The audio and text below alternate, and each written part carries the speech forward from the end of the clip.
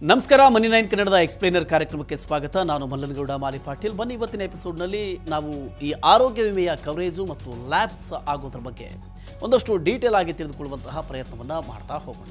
ಸಪನ್ ಅವರು ತಮ್ಮ ಆರೋಗ್ಯ ವಿಮಾ ಪಾಲಿಸಿ ರಿನ್ಯೂ ಮಾಡೋದಕ್ಕೆ ಮರೆತಿದ್ದಾರೆ. ಈ ಕಾರಣಕ್ಕೆ ಪಾಲಿಸಿ ಲ್ಯಾಬ್ಸ್ ಆಗಿಬಿಟ್ಟಿದೆ. ಪಾಲಿಸಿ ರಿನ್ಯೂ ಮಾಡಬೇಕಾದ ದಿನಾಂಕ ಮರೆತ ಪರಿಣಾಮ ಈ ಎಡವಟ್ಟು ಆಗಿದೆ. ಗ್ರೇಸ್ ಅವಧಿ ನೀಡಿದರೂ ಕೂಡ ಅದನ್ನು ಮಿಸ್ ಮಾಡಿಕೊಂಡಿದ್ದಾನೆ. ಆರೋಗ್ಯ ವಿಮಾ ಕಂಪನಿಗಳು ಪ್ರೀಮಿಯಂ ಪಾವತಿಗೆ ದಿನಾಂಕ ಮುಗಿದಿದ್ರೂ ಕೂಡ 15ರಿಂದ 30 ದಿನಗಳ ಗ್ರೇಸ್ ಪೀರಿಯಡನ್ನು ಒದಗಿಸ್ತವೆ. ಹಾಗಿದ್ರೆ ಸಪನ್ ಯಾಕೆ ಪ್ರೀಮಿಯಂ ಪಾವತಿ ಮಾಡಲಿಲ್ಲ? ಅವರಿಗಾದ ಸಮಸ್ಯೆ ಏನು? ಆತನಿಗೆ ಸಾಧ್ಯವಾಗಲಿಲ್ವೇ? ಹಾಗೆಂದ ಮಾತ್ರಕ್ಕೆ ಸಪನ್ಗೆ ಆರ್ಥಿಕ ಸಮಸ್ಯೆಗಳೇನಾದರೂ ಇದ್ವಾ? ಹಾಗೇನೂ ಇಲ್ಲ. ಕಳೆದ 2-3 ವರ್ಷಗಳಲ್ಲಿ ಅವರಿಗೆ ಯಾವುದೇ ಚಿಕಿತ್ಸೆ ಅಗತ್ಯ ಬೀಳದ ಕಾರಣ ಅವರು ಪ್ರೀಮಿಯಮನ್ನು ಪಾವತಿಸಲಿಲ್ಲ ಮತ್ತು ಇದೇ ಕಾರಣಕ್ಕೆ ಪಾಲಿಸಿ ಈಗ ಲ್ಯಾಪ್ಸ್ ಆಯಿತು.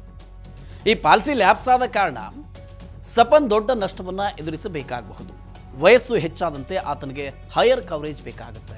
ನಿಮ್ಮ ಆರೋಗ್ಯ ವಿಮೆ ಪಾಲಿಸಿಯನ್ನು ನೀವು ಸಮಯಕ್ಕೆ ಸರಿಯಾಗಿ ನವೀಕರಿಸ್ತಾ ಬಂದರೆ ನಿಮ್ಮ ವಯಸ್ಸು, ನಿಮ್ಮ ಆರೋಗ್ಯ ಮತ್ತು ಜೀವನ ಶೈಲಿಯಲ್ಲಿ ಬದಲಾವಣೆಗಳ ಹೊರತಾಗಿಯೂ ಕೂಡ ನೀವು ಉತ್ತಮವಾದ ಕವರೇಜನ್ನು ಪಡೆದುಕೊಳ್ತೀರಿ. ವೇಟಿಂಗ್ ಪೀರಿಯಡ್ ಮುಗಿದಿರೋದ್ರಿಂದ ಪಾಲಿಸಿಯ ಕವರೇಜನ್ನು ಪಡೆದುಕೊಳ್ಳೋದಕ್ಕೆ ನೀವು ಅರ್ಹರಾಗಿರ್ತೀರಿ ಕೂಡ. ಇನ್ನು ವೇಟಿಂಗ್ ಪೀರಿಯಡ್ ಒಮ್ಮೆ ಮುಗಿದ ನಂತರ ವಯಸ್ಸು, ಮೆಡಿಕಲ್ ಹಿಸ್ಟ್ರಿ, ಜೀವನ ಶೈಲಿಯ ಬದಲಾವಣೆ ಮತ್ತು ಇತರೆ ಕಾರಣಗಳಿಂದ ಪಾಲಿಸಿ ರದ್ದಾಗುವ ಅಪಾಯ ನಿಮ್ಮನ್ನು ಕಾಡಲ್ಲ. ಆದರೆ ನಿಮ್ಮ ನಿರ್ಲಕ್ಷ್ಯದ ಕಾರಣ ಪಾಲಿಸಿ ಕಳೆದು ಹೋದರೆ ನಿಮ್ಮ ವೇಟಿಂಗ್ ಪೀರಿಯಡ್ ಮತ್ತೆ ಆರಂಭಿಸಬೇಕಾಗುತ್ತೆ. ಮೊದಲಿನಿಂದಲೂ ಅನಾರೋಗ್ಯದ ಹಿಸ್ಟ್ರಿ ಇದ್ದರೆ ವೇಟಿಂಗ್ ಪೀರಿಯಡ್ ಮತ್ತೆ 2ರಿಂದ 4 ವರ್ಷ ಆಗಬಹುದು. ಪಾಲಿಸಿಯು ಕಳೆದು ಹೋದರೆ ದೀರ್ಘಕಾಲದ ವೇಟಿಂಗ್ ನಂತರವಷ್ಟೇ ಕವರೇಜನ್ನು ಪಡೆಯೋದಕ್ಕೆ ಸಾಧ್ಯ. ಇದರ ಹೊರತಾಗಿ ಇಡೀ ವರ್ಷದಲ್ಲಿ ಯಾವುದೇ ಕ್ಲೈಮ್ ಮಾಡದಿದ್ದರೆ ವಿಮಾ ಕಂಪನಿಯು ನಿಮಗೆ ನೋ ಕ್ಲೈಮ್ ಬೋನಸನ್ನು ನೀಡುತ್ತೆ. ಇದು ವಾರ್ಷಿಕವಾಗಿ 5ರಿಂದ 50% ಕೂಡ ಇರಬಹುದು. ಇದು ನಿಮ್ಮ ಮೂಲ ವಿಮಾ ರಕ್ಷಣೆಯನ್ನು ಹೆಚ್ಚಿಸಬಹುದು. ಅಂದರೆ ವಿಮಾ ಮೊತ್ತವನ್ನು 100% ಹೆಚ್ಚಿಸಬಹುದು. ನೀವು ಸಮಯಕ್ಕೆ ಸರಿಯಾಗಿ ನಿಮ್ಮ ಪಾಲಿಸಿಯನ್ನು ನವೀಕರಿಸದಿದ್ದರೆ ಮತ್ತು ಪಾಲಿಸಿಯನ್ನು ಕಳೆದುಕೊಂಡ್ರೆ ನೀವು ನೋ ಕ್ಲೈಮ್ ಬೋನಸನ್ನು ಪ್ರಯೋಜನ ಕಳೆದುಕೊಳ್ತೀರಿ. ಹಾಗಾಗಿ ಎಚ್ಚರಿಕೆ ಇರಲಿ. ಇನ್ನು ವಯಸ್ಸು ಹೆಚ್ಚಾದಂತೆ ಅನಾರೋಗ್ಯಕ್ಕೆ ನೀವು ಸಿಲುಕುವ ಸಾಧ್ಯತೆಯೂ ಕೂಡ ಹೆಚ್ಚಾಗುತ್ತೆ. ನಿಮ್ಮ ಪಾಲಿಸಿಯನ್ನು ಸಮಯಕ್ಕೆ ಸರಿಯಾಗಿ ನವೀಕರಿಸುವುದಕ್ಕೆ ವಿಫಲವಾದರೆ ಆಗ ನೀವು ಹೊಸ ಪಾಲಿಸಿಯನ್ನು ಖರೀದಿ ಮಾಡಬೇಕಾಗುತ್ತೆ. ಇದಕ್ಕಾಗಿ ನೀವು ಹೆಚ್ಚಿನ ಪ್ರೀಮಿಯಮನ್ನು ಪಾವತಿಸಬೇಕಾಗುತ್ತೆ.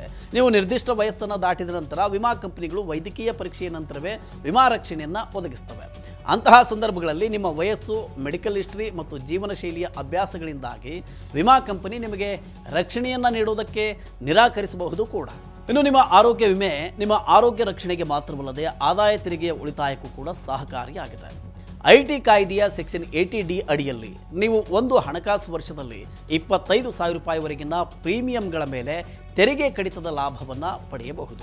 ನಿಮ್ಮ ಪೋಷಕರು ಹಿರಿಯ ನಾಗರಿಕರಾಗಿದ್ದರೆ ಅವರ ಪ್ರೀಮಿಯಂನಲ್ಲಿ 50,000 ರೂಪಾಯಿವರೆಗೆ ತೆರಿಗೆ ಕಡಿತದ ಪ್ರಯೋಜನವನ್ನು ಪಡೆಯಬಹುದು. ನಿಮ್ಮ ಹೆಲ್ತ್ ಪಾಲಿಸಿ ಲ್ಯಾಪ್ಸ್ ಆದರೆ ಯಾವ ತೆರಿಗೆಯ ಲಾಭ ಕೂಡ ನಿಮಗೆ ಸಿಗಲ್ಲ. ಇನ್ನು ಇದೊಂದು ವಿಚಾರವನ್ನು ಸಹ ನೆನಪಿನಲ್ಲಿ ಇಟ್ಕೊಳ್ಬೇಕು. ಆರೋಗ್ಯ ವಿಮೆ ಖರೀದಿಸುವುದು ಕೇವಲ ತೆರಿಗೆ ಉಳಿತಾಯಕ್ಕಾಗಿ ಎಂಬಂತೆ ಇರಬಾರ್ದು. ಇದು ನಿಮ್ಮ ಹಣಕಾಸಿನ ಯೋಜನೆಯ ಅತ್ಯಗತ್ಯ ಭಾಗ ಆಗಿರಬೇಕು. ಹಣಕಾಸು ತಜ್ಞ ಬಲವಂತ್ ಜೈನ್ ನಿಮ್ಮ ಆರೋಗ್ಯ ವಿಮಾ ಪಾಲಿಸಿಯನ್ನು ಅವಧಿ ಮುಗಿಯುವ ಮೊದಲು ನವೀಕರಿಸಬೇಕು ಅಂತ ಸಲಹೆ ಕೊಡ್ತಾರೆ. ವಿಮಾ ಕಂಪನಿಗಳು ನೀವು ಪ್ರೀಮಿಯಂ ಪಾವತಿಸಬೇಕು ಅಂತ 1 ತಿಂಗಳ ಮುಂಚಿತವಾಗಿ ಸಂದೇಶವನ್ನು ಕಳುಹಿಸ್ತವೆ. ನೀವು ಸಹ ರಿಮೈಂಡರ್ ಇಟ್ಕೊಳ್ಬೇಕು. ಆರೋಗ್ಯ ವಿಮಾ ಪ್ರೀಮಿಯಂ ಪಾವತಿ ಮಾಡೋದಕ್ಕೆ ಕೊನೆಯ ದಿನಾಂಕದವರೆಗೆ ಕಾಯಬೇಡಿ. 1 ತಿಂಗಳು ಮುಂಚಿತವಾಗಿ ಪಾವತಿಸುವುದು ಉತ್ತಮ. ನಿಮ್ಮ ಕುಟುಂಬದ ಅವಶ್ಯಕತೆಗಳಿಗೆ ಅನುಗುಣವಾಗಿ ವಿಮಾ ರಕ್ಷಣೆಯನ್ನು ಹೆಚ್ಚಿಸಿಕೊಳ್ಳುವುದು ಉತ್ತಮ.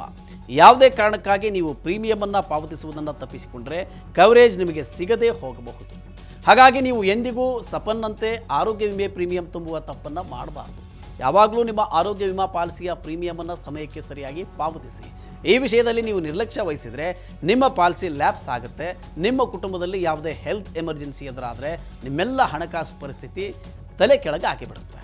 ಓಕೆ, ಈ ರೀತಿಯ ಇನ್ನಷ್ಟು ಮಾಹಿತಿ ಮತ್ತು ಪರ್ಸನಲ್ ಫಿನಾನ್ಸ್ ವಿಚಾರಗಳಿಗೆ ಡೌನ್ಲೋಡ್ ಮಾಡಿ ಮನಿ 9 ಕನ್ನಡ ಆ್ಯಪ್ ಹಾಗೂ ಯೂಟ್ಯೂಬ್ನಲ್ಲಿಯೂ ಸಬ್ಸ್ಕ್ರೈಬ್ ಆಗಿ, ಲೈಕ್ ಮಾಡಿ, ಶೇರ್ ಮಾಡಿ. Thank you.